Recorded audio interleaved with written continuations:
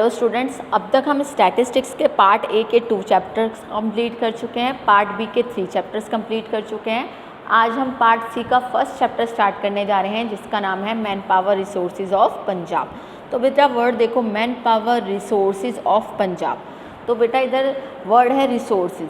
देखो, जब हम रिसोर्सेज की बात करते हैं तो इसका मतलब होता है कि जब हम कोई प्रोडक्ट बनाते हैं तो उसमें हम 2 टाइप्स के रिसोर्सेज यूज़ करते हैं। फर्स्ट फिज़िकल रिसोर्सेज और second human resources. Human resources का ही एक नाम है आगे मैन पावर रिसोर्सेज। तो देखो बेटा, जब हम कोई प्रोडक्ट बनाते हैं तो हम 2 चीज़ों की हेल्प लेते हैं, ह्यूमन रिसोर्सेज की और फिजिकल रिसोर्सेज की। फिजिकल रिसोर्सेज में आते हैं जो भी हमारी नॉन लिविंग थिंग्स होती है, लाइक हमारी एसेट्स, इक्विपमेंट्स हो गया, मशीनरी हो गई, लैंड हो गया, बिल्डिंग हो गई। तो ये सारे हमारे क्या आते हैं, फिजिकल रिसोर्सेज आते हैं। दूसरा होता है हमारा ह्यूमन रिसोर्सेज।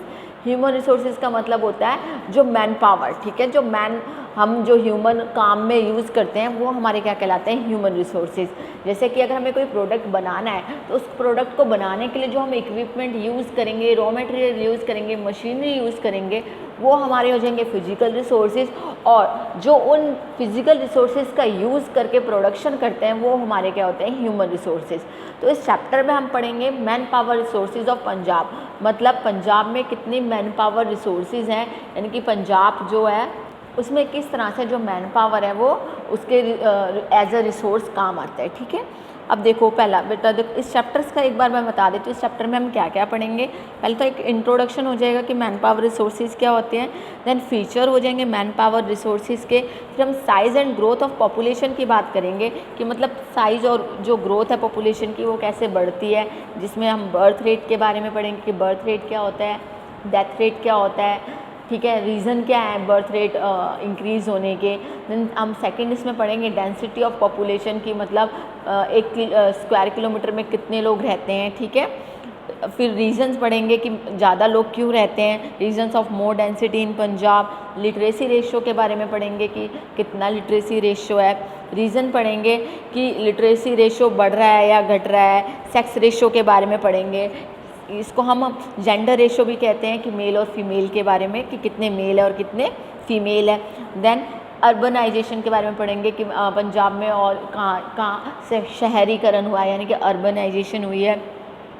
फिर रीजन्स के बारे में पढ़ेंगे कि रीजन ऑफ अर्बनाइजेशन क्या है। Then occupational structure of Punjab. ठीक है बेटा, अब हम स्टार्ट करते हैं मैन पावर रिसोर्सेज। होते क्या है मैन पावर रिसोर्सेज। तो देखो, मैंने बताया कि आपको इकोनॉमिक डेवलपमेंट के लिए हमें 2 तरह के रिसोर्सेज की ज़रूरत होती है, फिजिकल रिसोर्सेज और मैन पावर रिसोर्सेज। ठीक है बेटा, तो जो ह्यूमन रिसोर्सेज जो हमारे होते हैं वो फिजिकल रिसोर्सेज करके प्रोडक्शन में हेल्प करते हैं। ओके, तो देखो इस लाइन में जो हमारा फर्स्ट पैराग्राफ है उसमें यही लिखा हुआ है कि economic progress of area largely depend on physical resources and man power resources. फिर human resources, working resource, it is be all and all of production. मैंने आपको बताया प्रोडक्शन में मदद करता है। और जो पंजाब है उसमें deficient in natural resources, means जो नेचुरल रिसोर्सेज होते हैं, प्राकृतिक संसाधन जो होते हैं वो तो हमारे पास कम है, but its inhabitants are hardworking and efficient. कहने का मतलब ये है कि जो यहाँ पर इनहेबिटेंट्स मतलब जो यहाँ के लोग हैं, ठीक है, जो यहाँ पर मेहनती हैं, ठीक है। So Punjab is one of the richest states of India. Man power has 2 aspects. कहने का मतलब ये है, वो ये कह रहा है कि चाहे बेशक से नेचुरल रिसोर्सेज कम हो पंजाब में, बट मैन पावर रिसोर्सेज अच्छी है, इस करके जो है पंजाब वो इंडिया के one of the richest state में आता है। ठीक है, जब हम मैन पावर की बात करते हैं तो हम इसमें 2 एस्पेक्ट देख के चलते हैं, क्वांटिटेटिव एस्पेक्ट और क्वालिटेटिव एस्पेक्ट। देखो, क्वांटिटेटिव एस्पेक्ट का मतलब होता है जिनको हम काउंट कर सकते हैं, जैसे साइज़ ऑफ पॉपुलेशन की, कितनी पॉपुलेशन बढ़ रही है ना, हम काउंट कर सकते हैं ना कि 1 करोड़ है, 2 करोड़ है, 5 करोड़ है। ठीक है, फिर बर्थ रेट भी ऐसे ही है, पर 1000 पे निकलते हैं कि पर 1000 कितने बच्चों ने बर्थ लिया है। ठीक है, मतलब पर 1000 मतलब मान के चले अगर हम फीमेल है पर 1000 या लोग हैं पर 1000, उस पर कितने बच्चे हैं ऐसे जिन्होंने बर्थ लिया है। देन आता है ग्रोथ रेट। ग्रोथ रेट का वहाँ पे मतलब है कि कितनी प्रोग्रेस कर रहा है जो पंजाब है उसके बारे में। और डेथ रेट, तो इन सबको हम क्या कर सकते हैं, मेजर कर सकते हैं। तो जो भी मेजरेबल टर्म्स होती हैं उनको हम क्या कहते हैं, क्वांटिटेटिव एस्पेक्ट्स। फिर आ जाते हैं यहाँ पे क्वालिटेटिव एस्पेक्ट्स, क्वालिटी से बात कर रहा है तो क्वालिटी मतलब देखो जो लिविंग स्टैंडर्ड होता है वो क्वालिटी शो करता है। जैसे मान के चल रहे हैं अगर लिविंग स्टैंडर्ड हाई है तो हाई क्वालिटी स्टैंडर्ड हो गया लिविंग, और अगर लो क्वालिटी है तो हम क्या कहेंगे कि लिविंग स्टैंडर्ड उसका ख़राब है, यानी कि लो स्टैंडर्ड है। ऐसे ही लिटरेसी में होता है, हाई एजुकेशन वगैरह होते हैं तो हम उसे क्वालिटेटिव बोलते हैं, और अगर मान के चले हाई एजुकेशन नहीं है, प्राइमरी एजुकेशन भी नहीं होती तो हम उसे क्या कहते हैं कि लो क्वालिटी एजुकेशन है। ठीक है, तो जो मैन पावर होता है तो हम उसको दो एस्पेक्ट्स में डिवाइड करते हैं, quantitative aspects and qualitative aspects.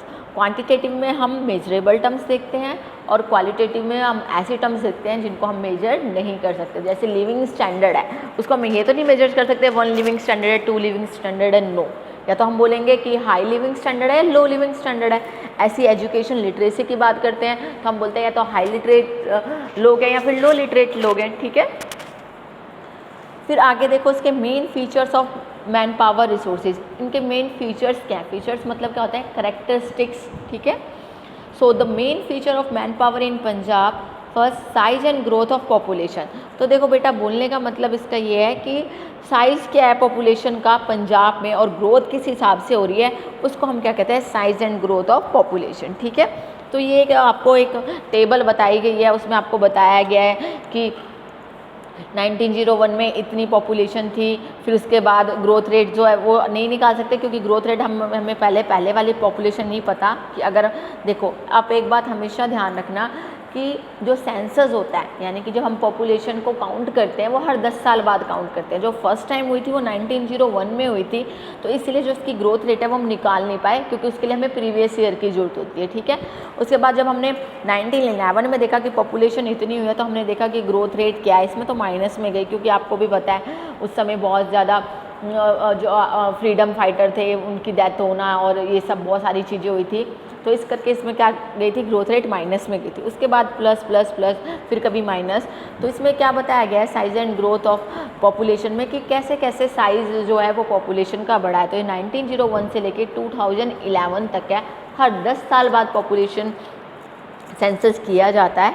तो इसीलिए अब अगला जो पॉपुलेशन अगर हम सेंसस करेंगे तो वो कब करेंगे? 2021 में। इसलिए यहाँ पर कहाँ तक का हमें दिया गया है सेंसस रिकॉर्ड, वो हमें दिया गया है 2011 में, जिसमें इसमें कितना है 277.1 है और जिसमें प्लस 1.4% लिखा है। इसका मतलब ग्रोथ रेट जो है प्लस, यानी कि जो पॉपुलेशन है वो बढ़ी है।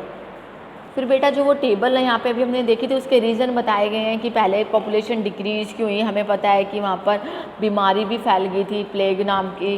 ठीक है, उसके बाद हम सब जानते हैं फ्रीडम में लोग लगे थे, फिर डिवीज़न हो गया था। आप सब जानते हैं कि पंजाब का डिवीज़न भी हुआ है 11 में। सो 1911 was the year of great divide in case of Punjab. Division हुआ था, ठीक है, पता है ना, भारत और पाकिस्तान अलग होने वाली बात। ठीक है, फिर उसके बाद 1947 में जब पार्टीशन हुआ था तो भी हमारी पॉपुलेशन डिक्रीज़ हो गई थी। तो इसलिए कुछ चांसेस है कि जहाँ माइनस है यानी कि ग्रोथ रेट जो माइनस थी टेबल में उसके कुछ रीज़न बताए गए हैं। ठीक है बेटा, ये सिर्फ टेबल को एक्सप्लेन कर रहा है तो आपको इतना ज़्यादा समझने की ज़रूरत नहीं है। बस आपको इतनी बात ध्यान में रखनी है कि जो सेंसस होता है वो हर 10 साल बाद होता है और जो ग्रोथ है वो धीरे धीरे इंक्रीज़ ही हो रही है। क्यों इंक्रीज़ हो रही है इसके रीज़न हम आगे पढ़ेंगे।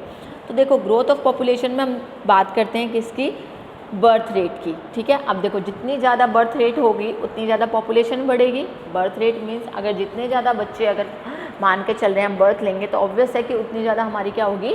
पॉपुलेशन भी इंक्रीज़ होगी। तो higher birth rate and lower death rate, मरने वालों की संख्या कम होगी और जन्म लेने वाले लोगों की संख्या ज़्यादा होगी तो ऑब्वियस ही बात है ग्रोथ ऑफ पॉपुलेशन होगा। ठीक है, तो बर्थ रेट क्या होती है? Birth rate means the number of children born per 1000 in a year. अभी मैंने आपको बताया प्रति 1000 व्यक्तियों पर जितने बच्चे जन्म लेते हैं उसको हम क्या कहते हैं? Birth rate. और कब निकालते हैं? साल में एक बार। ठीक है, so birth rate means the number of children born per 1000 in a year. तो देखो बोल रहा है कि भाई बर्थ रेट हम निकालेंगे तो जितनी बर्थ रेट हाई होगी उतनी ही पॉपुलेशन में ग्रोथ होगा। ठीक है, उसके बाद देखो यही ऐसी आगे फिर से टेबल से समझाया गया आपको कि 1970 में रूरल में इतनी थी, अर्बन में इतनी थी, टोटल इतनी थी हमारी बर्थ रेट ऐसे ही 1975 में, 81 में, ऐसे 2011 में बताया 18.4 थी, 14.3 थी, 16.2 थी। तो बता रहा है कि हर साल कैसे बर्थ रेट बढ़ती है। देखो बेटा, जब बहुत ज़्यादा बर्थ रेट हो जाती है और जो डेथ रेट होगी वो कम होगी, तो अगर ग्रोथ ऑफ पॉपुलेशन बहुत ज़्यादा है तो इसका भी साइड इफ़ेक्ट पड़ता है। अब आप सोचेंगे इसका क्या साइड इफ़ेक्ट पड़ेगा? जितने ज़्यादा लोग होंगे कंट्री में उतना ही फ़ायदा है कि मैन पावर बढ़ेगी, लोग काम करेंगे। नो बेटा, मैन पावर बढ़ेगी क्या पैदा होते ही बच्चा काम करना स्टार्ट कर देता है? नहीं, है ना। पहले आप क्या करोगे? आपको उसके लिए पूरा खर्चा चाहिए, आप उसकी एजुकेशन पे खर्चा करोगे, खाने पीने पे खर्चा करोगे, है ना।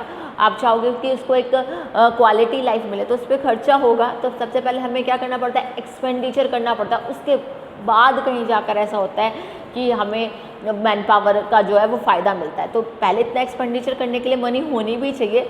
तो जो बर्थ रेट अगर बहुत ज़्यादा एक्सेस में हो जाता है तो वो भी क्या है? नुकसानदायक है। तो इसीलिए जब बर्थ रेट जब बहुत ज़्यादा इंक्रीज़ होने लगी कंट्री में तो उनको कंट्रोल करने के लिए भी बहुत सारी चीज़ों का यूज़ किया गया। ठीक है बेटा। तो इसमें जो टेबल है इसी को नीचे एक्सप्लेन किया गया कि पहले कितनी पॉपुलेशन थी, फिर कितनी हुई और आगे कितनी हुई। अब बात कर लेते हैं डेथ रेट की। तो देखो डेथ रेट क्या होगा, जिससे उसमें बर्थ रेट में क्या था? नंबर ऑफ चिल्ड्रन बर्थ पर 1000 इन अ ईयर। इसमें क्या हो जाएगा? डाई। ठीक है। So death rate means the number of children die per 1000 in a year, यानी कि प्रति 1000 व्यक्तियों पे कितने बच्चे मतलब ऐसे हैं जो क्या हो जाते हैं? एक्सपायर हो जाते हैं। ठीक है। सो अब देखो वही जैसे बर्थ रेट का नीचे हमारी टेबल बनी हुई थी, ऐसे अब डेथ रेट की टेबल बनी हुई है कि जो 1970 में थे उसमें इतने 11.7% ऐसा था कि मतलब अब डेथ रेट ज़्यादा थी, 1000 पे 11.7 और अर्बन में 9.7 था, टोटल 11.4 था कि पर 1000 पे 11.4 ऐसा था कि बच्चे एक्सपायर हो जाते थे। ये पूरी जो टेबल है इसी के बारे में बताया गया है। ठीक है। डेथ रेट के रीज़न क्या होंगे? ऑब्वियस है कि भाई मेडिकल फैसिलिटी नहीं होगी, हो सकता है कि जो मान के चल रहा है कि हम प्रेगनेंसी के दौरान हो सकता है कि उसका ध्यान ना रखा गया हो, ठीक है, वुमेन का, या फिर जब मान के चल रहा है कि डिलीवरी हो रही है या बेबी अगर बर्थ ले रहा है तो उस समय मेडिकल फैसिलिटी अवेलेबल ना हो, कोई बीमारी ऐसी हो जिसका इलाज ना हो। बच्चों को होता है ना निमोनिया हो जाता है, पीलिया हो जाता है, तो इन सब वजह से भी क्या हो जाती है? डेथ रेट इंक्रीज़ होती है। ठीक है बेटा। अब उसके बाद इसने बात की है causes of increase in population in Punjab. ये थोड़ा सा इंपॉर्टेंट है कि क्या रीज़न है कि जो पॉपुलेशन इंक्रीज़ हो जा रही है पंजाब में। ठीक है। पहला हाई बर्थ रेट। सबको पता है, मैंने अभी आपको बताया कि जितनी ज़्यादा बर्थ रेट हाई होगी उतनी ज़्यादा पॉपुलेशन बढ़ेगी। मान के चल रहे हैं हम कि बच्चे पैदा हो ही जा रहे हैं। ठीक है। तो उससे क्या होगा? बर्थ रेट इंक्रीज़ होगी तो ऑब्वियस सी बात है वो क्या बढ़ाएगी? वो पॉपुलेशन इंक्रीज़ करेगी। Rural population. देखो रूरल पॉपुलेशन क्यों बोला गया है? क्योंकि देखो रूरल पॉपुलेशन में क्या होता है कि हम पुरानी बातों को मान के चल रहे हैं। मैं यहाँ पे क्रिटिसाइज़ नहीं कर रही हूँ कि रूरल एरिया में रहना जो है अच्छी बात नहीं है, अर्बनाइजेशन होनी चाहिए, नहीं। यहाँ पे उनकी थिंकिंग की बात कर रहे हैं कि जो अर्बन लोग होते हैं वो जो रूरल लोग होते हैं वो क्या होते हैं? इलिटरेट होते हैं मोस्टली। अब की बात नहीं करें, वैसे नॉर्मली बोल रहे हैं कि जो रूरल एरिया में जो लोग रहते हैं वो क्या होते हैं? इलिटरेट होते हैं, ओल्ड ट्रेडिशन को फॉलो करते हैं, जो उनका जो थॉट्स होते हैं वो पुराने विचारों के होते हैं। और वो क्या सोचते हैं कि भाई कुछ लोगों के थॉट ऐसे होते हैं ना कि बच्चा जो है वो भगवान की देन, अगर हो रहा है तो होने दो, तो ये वाली चीज़ नहीं होनी चाहिए। ठीक है। तो थिंकिंग की बात की गई है यहाँ पे रूरल पॉपुलेशन की। ये नहीं कि रूरल पॉपुलेशन बेकार है, ख़त्म कर देनी, नहीं। ठीक है। फिर आते हैं यूनिवर्सैलिटी ऑफ मैरिज। इसका मतलब ये है कि ना पहले देखो, अब तो फिर भी बहुत कम हो गया। पहले क्या होता था? बाल विवाह कर देते, छोटे छोटों की शादी कर देंगे। जितनी जल्दी शादी होगी ऑब्वियस सी बात है कि जितनी जल्दी शादी होगी तो बर्थ रेट इंक्रीज़ होने का चांसेस उतने ज़्यादा होंगे और उससे क्या हो जाएगा? पॉपुलेशन इंक्रीज़ होगी। फिर है इनएडिक्वेट attention towards family planning techniques. देखो जब पॉपुलेशन बहुत ज़्यादा बढ़ने लग गई थी तो गवर्नमेंट ने सोचा कि भाई फैमिली प्लानिंग के बारे में लोगों को बताएं कि भाई 2 चिल्ड्रन ही होने चाहिए, इससे ज़्यादा नहीं होने चाहिए, क्योंकि उनकी एजुकेशन जो है वो क्वालिटी एजुकेशन नहीं दे पाते हैं, हम क्वालिटी लाइफ नहीं दे पाते हैं। तो इन चीज़ों को पहले जो रूरल एरिया में उनको ये चीज़ एक्सेप्ट करने में प्रॉब्लम होती है, तो वो बताते हैं कि due to illiteracy and traditional culture, जो रूरल फैमिली होती है ना वो क्या करती है? फैमिली प्लानिंग टेक्निक्स को फॉलो करने में बिलीव नहीं करते। इलिटरेसी भी बहुत बड़ा रीज़न है, क्योंकि जब तक लोग लिटरेट नहीं होंगे तो उन्हें वैल्यू नहीं पता चलेगी किस चीज़ की क्वालिटी लाइफ की। तो वो क्या सोचते हैं कि जितने बेबी हो जाए ठीक है, हम उन्हें पाल लेंगे, हम पाल लेंगे। तो देखो बेबी होने के बाद उसको एक अच्छी लाइफ देना बहुत ज़रूरी है। तो इलिटरेसी में क्या होता है, वही सोचते हैं, they consider children as gift of God, ठीक है। तो इलिटरेसी से भी इंक्रीज होती है पॉपुलेशन। फिर आता है माइग्रेटरी लेबर। देखो माइग्रेटरी लेबर, माइग्रेशन का मतलब होता है अपना जगह छोड़कर कहीं और जाना। मीन्स मान के चल रहे हैं कि लोग जो है पंजाब में रहते हैं, वो गुजरात में जा रहे हैं, गुजरात वाले पंजाब में जा रहे हैं, जो यूपी बिहार वाले हैं वो पंजाब में आ रहे हैं। तो उससे क्या होता है, अगर माइग्रेट हो जाते हैं, वो एक जगह से दूसरी जगह जाते हैं, तो इससे भी जिस जगह पे वो जाएंगे वहाँ क्या हो जाएगी, पॉपुलेशन इंक्रीज़ होगी। तो कहने का मतलब ये है कि अगर दूसरी स्टेट से लोग पंजाब में आते हैं तो उसकी पॉपुलेशन इंक्रीज़ हो जाती है। 7 रीजन दिया गया डिक्लाइन इन डेथ रेट। मैंने आपको बताया अगर लोग जो है वहाँ पे अब मेडिकल फैसिलिटी होने की वजह से डेथ रेट इतनी हाई नहीं होगी, तो ऑब्वियस है कि अगर लोग एक्सपायर नहीं हो रहे बट लेकिन बर्थ रेट ज़्यादा हो रही है, तो उसकी वजह से भी क्या हो जाती है, पॉपुलेशन इंक्रीज़ हो जाती है। इसका मतलब ये नहीं है कि हम डेथ रेट बढ़ा दें, नहीं, इसका मतलब ये है कि हमें कंट्रोल करना है किस पे, बर्थ रेट पे।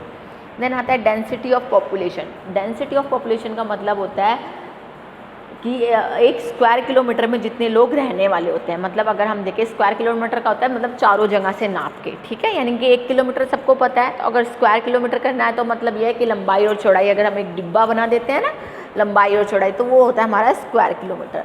Density of population means the average number of people living पर स्क्वायर किलोमीटर। पर स्क्वायर किलोमीटर पे कितने लोग रहते हैं उसको हम क्या कहते हैं, डेंसिटी ऑफ पॉपुलेशन। तो निकलते कैसे है, टोटल पॉपुलेशन अपॉन में टोटल एरिया। 5 किलोमीटर में कितनी पॉपुलेशन है, 10 किलोमीटर में कितनी है, ठीक है।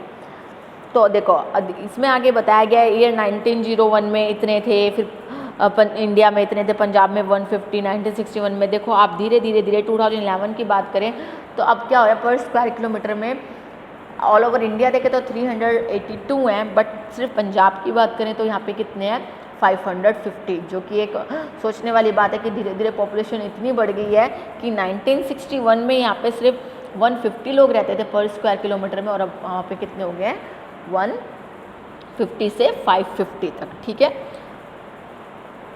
ओके। उसके बाद उसने बताया है कि किस रीज़न की वजह से जो है डेंसिटी ऑफ पॉपुलेशन बढ़ी है, क्लाइमेट की वजह से।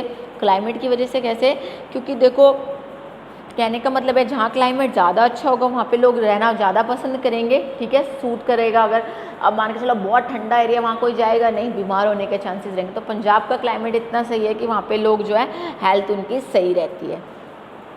इरिगेशन फैसिलिटी, अब देखो पंजाब हम सब जानते हैं कि जो पंजाब है वो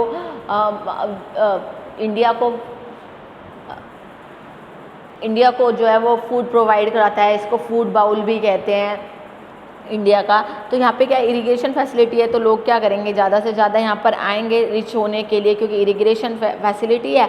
तो अगर मान के चल रहे हैं कि हम यहाँ पर अगर जितनी ज़्यादा फसल होगी तो लोग वहाँ पे काम करेंगे, और उनका अगर बिजनेस चलेगा तो ऑब्वियस है वो रिच हो जाएंगे। फिर इंडस्ट्री की बात करी गई है कि यहाँ पे देखो स्पोर्ट्स इंडस्ट्री है, जैसे कि जलंधर में बात करते हैं स्पोर्ट्स इंडस्ट्री है, होशियारपुर हो गया, ठीक है। अब से बहुत सारी जगह पे हैं जहाँ पर इंडस्ट्रीज जो है वहाँ पे उन्होंने स्टेबलाइज की हुई है। फिर आ जाता है security of life and property. कहने का मतलब ये है कि पंजाब में जो है ना वो सिक्योरिटी ऑफ लाइफ जो है बहुत ज़्यादा है, लोगों का ऐसा महसूस होता है, इसीलिए यहाँ पर पॉपुलेशन ज़्यादा है। रेन, पानी बहुत सही यहाँ पे जो रेन है, बारिश है, उसकी वजह से क्या होता है पॉपुलेशन ठीक है। क्यों, rain also affect the density of population. जहाँ सूखा पड़ा होगा वहाँ लोग रहेंगे नहीं, ठीक है। फॉरेस्ट है, फॉरेस्ट होगा तो लोग वहाँ पे यूज़ कर पाएंगे इजीली फॉरेस्ट का, ठीक है। फिर है फॉर्मेशन ऑफ लैंड। तो देखो formation of land also affect density of population. Density is low in hilly areas as compare to plain. यहाँ पे प्लेन एरियाज है, हिली एरियाज इतने नहीं है, हिली एरियाज में घर बनाना थोड़ा मुश्किल होता है, इसलिए लोग प्लेन एरिया में रहना पसंद करते हैं, और पंजाब उसके लिए बिल्कुल परफेक्ट है। उसके बाद कैपिटल की बात करें तो उसने बताया कि capital city has more density due to employment in government office, so Chandigarh has more density. तो देखो हम सब जानते हैं चंडीगढ़ जो है वो पंजाब की क्या है, कैपिटल है, तो यहाँ पर सबसे ज़्यादा लोग रहते हैं। क्यों, क्योंकि देखो सबसे ज़्यादा फैसिलिटी भी यहीं पे मिलती है, एम्प्लॉयमेंट अपॉर्चुनिटी भी है, तो लोग इधर ज़्यादा आते हैं, ठीक है। फिर बात कर लेते हैं हम आगे लिटरेसी रेशो की, ठीक है। किसकी बात करें हम? लिटरेसी रेशो की। हम पढ़ रहे हैं ना ये man power resources of human being. पहले हमने क्या पढ़ा था? हमने अभी पॉपुलेशन के बारे में पढ़ा था, ठीक है। फिर डेंसिटी ऑफ पॉपुलेशन के बारे में पढ़ा। अब हम थर्ड क्या पढ़ रहे हैं? लिटरेसी रेशियो, ठीक है। देखो लिटरेसी रेशियो क्या होता है? Literacy ratio means the number of people who can read and right पर 100 पर्सन, यानी कि 100 लोगों पर कितने लोग ऐसे हैं जो पढ़ सकते हैं। तो बेटा देखो, अगर पुराने सेंसस की बात करें तो 76.4% ऑल ओवर इंडिया में ऐसा था कि जो है लोग इतने जो है 100 में से 76.4% लोग जो हैं वो पढ़े लिखे हैं, ठीक है। जो धीरे धीरे लिटरेसी जो रेशियो वो चेंज होता रहता है। तो लेटेस्ट देखने के लिए आपको इंटरनेट पर जाके आप चेक कर सकते हो कि फ़िलहाल लिटरेसी रेशियो कितना है। तो देखो literacy ratio is equal to literate population upon में टोटल पॉपुलेशन इनटू 100, ठीक है बेटा। अब देखो अगर हम लिटरेसी रेशियो की बात करें तो मेल्स और फीमेल्स को आगे इन्होंने पंजाब में बताया है कि पंजाब में जो है लिटरेसी रेशियो कितना है। इसको हम सिर्फ यही नहीं देखेंगे कि टोटल लोग कितने पढ़े लिखे हैं, आगे हम ये भी चेक करते हैं कि उन लोगों में मेल कितने पढ़े लिखे हैं और फीमेल कितने पढ़े लिखे हैं। तो देखो अगर बात करें 2011 के अकॉर्डिंग, तो 2011 में जो लेटेस्ट है हमारा सेंसस, उसमें क्या होता है कि मेल और फीमेल की अगर हम बात करें तो फीमेल कितनी है इसमें? देखो बेटा जो फीमेल की बात करें वो है 77.2 और जो मेल है वो कितने हैं? 88.9, ठीक है। तो कहने का मतलब ये है कि अभी भी जो फीमेल हैं वो पीछे हैं लिटरेसी रेशियो में, किससे? मेल से। बट अगर हम केरला की बात करें तो वहाँ पर क्या है? लिटरेसी रेशियो वहाँ पर है भी बहुत हाई, 90 प्लस रहता है उधर लिटरेसी रेशियो।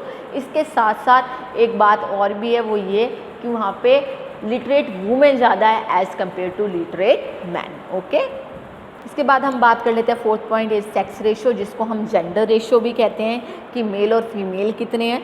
तो sex ratio means the number of female पर 1000 मेल, यानी कि 1000 मेल में कितने फीमेल्स हैं, ठीक है बेटा। इसकी बात की गई है।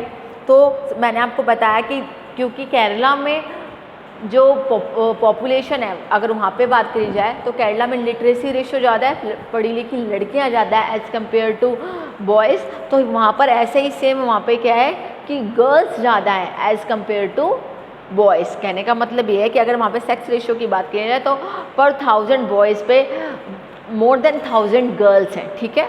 सो अगर 2011 सेंसस को देखें तो केरला हैज़ 1057 फीमेल पर 1000 मेल, ठीक है।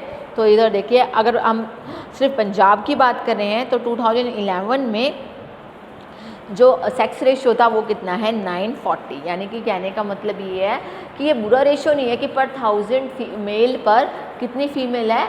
940, ठीक है।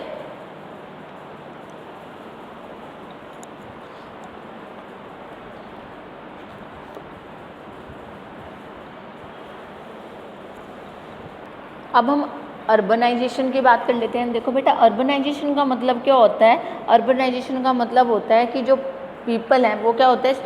Settle down in urban areas. वो क्या करते हैं? रूरल एरिया से कहाँ जाने की तैयारी कर लेते हैं? अर्बन एरियाज़ में। So the tendency of the person to settle down in urban areas is called urbanisation. देखो मोस्टली अर्बनाइजेशन के रीज़न क्या होते हैं कि लोग रूरल एरिया से या गाँव से शहर की तरफ बढ़ते हैं, किसी लिए?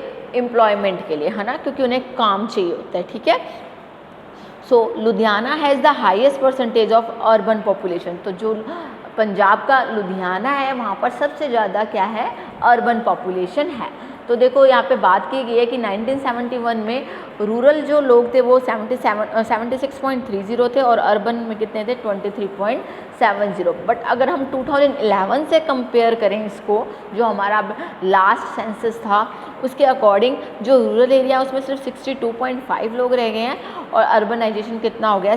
37.49। तो कहने का मतलब क्या है कि लोग क्या कर रहे हैं? गाँव से कहाँ आ रहे हैं? शहरों की तरफ आ रहे हैं। और इसके बहुत सारे रीज़न हो सकते हैं, employment, quality of education, quality of life. क्योंकि लोग क्या चाहते हैं? लोगों की सोच यही होती है ना कि जो क्वालिटी ऑफ लाइफ है वो अर्बन एरियाज़ में ज़्यादा अच्छी होती है as compare to rural areas.